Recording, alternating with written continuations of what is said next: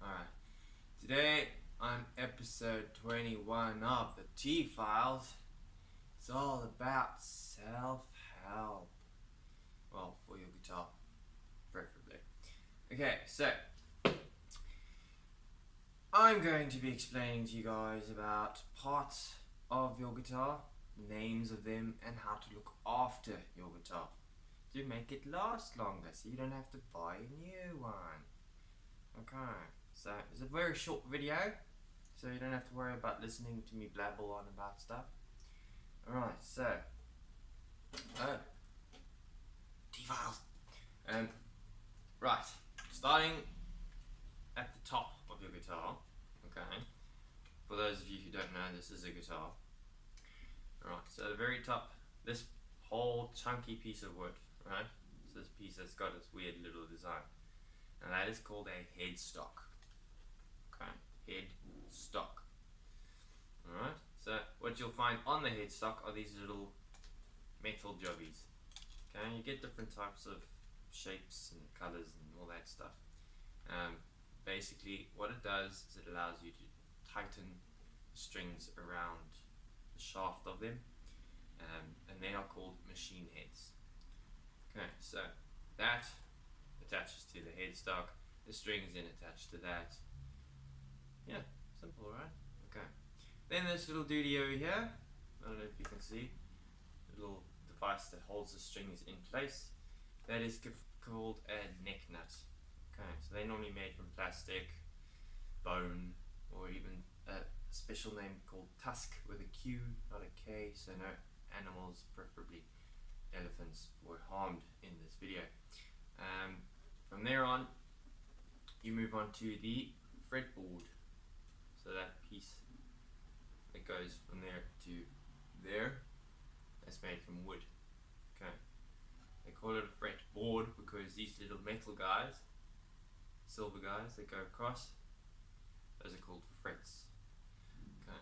So fretboard is normally made from rosewood, ebony, maple sometimes, and some other hardwood that's been painted or stained or anything in the cheaper models. But as long as you know that rosewood is the common. However, with the rosewood ban across the board around the world, they are starting to use other woods like high pressure laminates, micarta, all kinds of different woods. It's not actually wood, it's like recycled paper and stuff that they've compressed it hectically to make it hard like wood would be, but it's not wood, it's paper. Anyway, rosewood, most common. You'll find it most guitars, okay? Alright, so frets on the fretboard, and then from there we move on to this little duty. Always sits on top of the guitar. Also different shapes, sizes, colours, mostly not different colours, but anyway. That is called the bridge. Like a bridge over. That holds the strings into or through the body. With these little guys over here. Can anyone tell me what they're called? Anyone? Yes, Johnny. No. They are called bridge pins. Okay. Bridge, and they pin into the bridge. So bridge pins.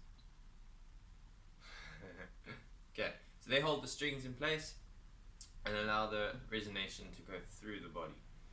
At the end of the strings are little balls, so these guys hold the balls inside the guitar. And yeah, this is on steel strings now I'm talking about. I'll show you on classical later. And then that guy that sits inside the bridge that the strings sit on, I don't know if you can see in the video, that little cream colored guy that goes across inside the bridge. That is called a saddle. Alright, okay, so let's talk you through it again. Headstock, machine heads, right, that hold the strings in place, neck nut, fretboard, frets, bridge, bridge pins, and a saddle. Okay, simple. Then you move on to extra things like, say for instance, this little massive hole in your guitar. It's there for a reason. It's called a sound hole. Sometimes you'll get guitars that have like actually a weird looking leaf design with small little holes. That's also a sound hole. But what that allows is the sound of the acoustics to come through there so you can hear it. Otherwise, if it wasn't there, you wouldn't hear much. It would be dull. Okay, alright, so sound hole. That's pretty much a steel string. Moving on to the classical quickly. Same kind of idea, all the same parts, so you'll still get your headstock. However, it is now cut in the middle and your machine heads go sideways, not through. Okay, so these are still your machine heads, however they're slightly different. They don't look like steel strings, steel string guitars. So this is what they call an open gear system. So here's your worm, there's your cog. So tightening the worm moves the cog around, which makes the string go around the shaft better. Okay, so machine heads, headstock, still same fretboard, frets, same ideal situation here. This is called the bridge. However, you don't have bridge pins on a classical. You've got obviously this tie option. So you take the strings that don't have ball ends and you tie it around the bridge. Don't know if you can see in the video. So all the strings tie around this little back piece of the bridge. There's a hole through them and you thread them through and you do a whole kind of knotty thing. Right, so you still got your saddle, okay? And the bridge is also made normally from rosewood, same with the fingerboard, but they do different woods now, obviously, because of the rosewood ban. Okay, same ideal situation, sound hole. And the most important part, when we're talking top, back and sides, if you haven't just figured it out yet in previous videos, this is the top, that's the sides, and that's the back. Okay, and when we talk neck, we don't mean we're talking about this piece, the whole chunky piece of wood that the fingerboard sits on. Okay, so that's when we talk about neck, bridge, saddle, tusk, neck nut, all kinds of weird names. At least now you've got an idea. Alright, now how to look after our products, such as guitars. Right, there's 3 things I'm going to show you. First off, lemon oil. Alright, this is a little spray bottle. So you take the tip off and you spray it onto either a cloth or straight on the fretboard, depending on people's preference. But yes, it's yellow in color. No, it's not actually lemon oil.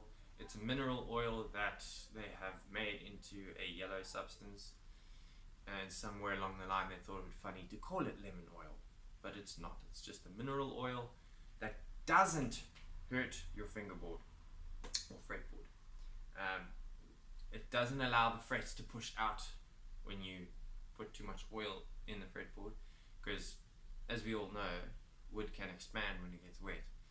So what it does is it prevents your rosewood or ebony from cracking, because if wood dries out too much, then it's going to start cracking badly, and then your guitar is broken. And if you use too much lemon oil, then the frets will push up or out, and that's just a nightmare.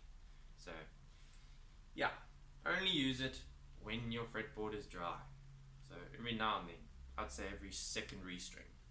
And yes, restring your guitar every 3 months, guys, because strings die. Okay, then you get polish, also spray bottle. Okay, so you spray this onto a cloth or straight onto the body, and cloth wise, microfiber. Anything else is going to scratch your guitar. Okay, so microfiber is a very interesting cloth. It doesn't scratch the surface, but it gets rid of the gunk, dust, and all kinds of stuff. Okay, so microfiber, polish, lemon oil. So as long as you use the polish only on the body and lemon oil on the fretboard. Okay, and then for classical guitars like these open gears, sometimes, you know, they get tight and there's metal on metal. So your best thing to do then, oil the suckers. Okay, oil helps with metal on metal. So the last thing you want to do is be tuning up your string, and the next thing you know, friction from the metal breaks the whole machine into pieces, and then you have to buy new machine heads, and oh my word, nobody wants to do that, because then you got to fit it as well, you know, I mean, that's what we for. Okay, so looking after your guitar in a nutshell.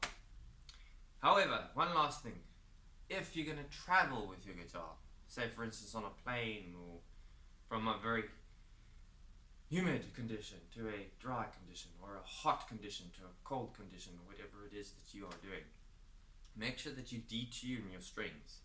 A lot of people don't know this, and what happens is the tension stays the same in one particular atmosphere, and when you move to another, the guitar adjusts quite badly, and then either the strings snap, or you can hurt your bridge or your neck, or you can do some serious damage to the machine heads or anything like that. It's scary stuff. So yeah, if you are traveling, just detune your guitar with the strings and you'll be good to go. And obviously, traveling, you're either going to need a very well padded bag or a case.